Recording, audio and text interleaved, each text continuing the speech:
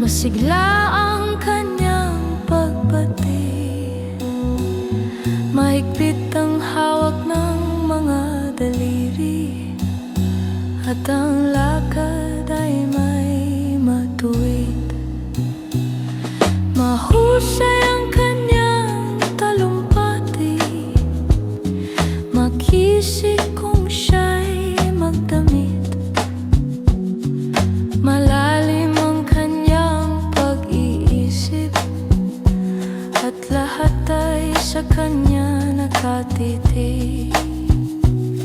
Ngunit ngayong siya'y pagod na, mahina na rin ang katawan, pinagmamasdan na lamang sa bintana ang unti-unting pagdaloy ng ulan.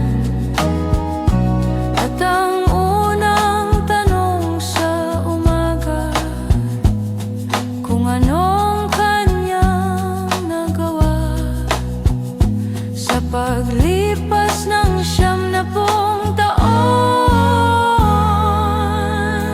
nang siya'y malakas at bata pa.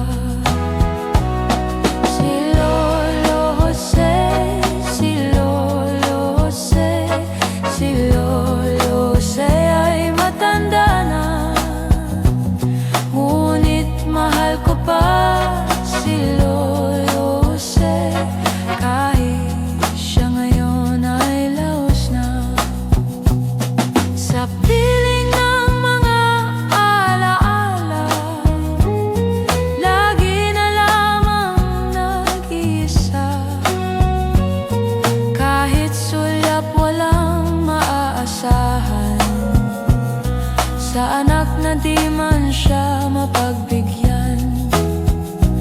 At ang unang tanong sa umaga, kung mayroon pa siyang magigisnan,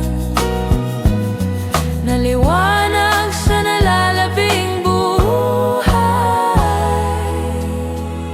Ngayon siya'y matanda at laos na.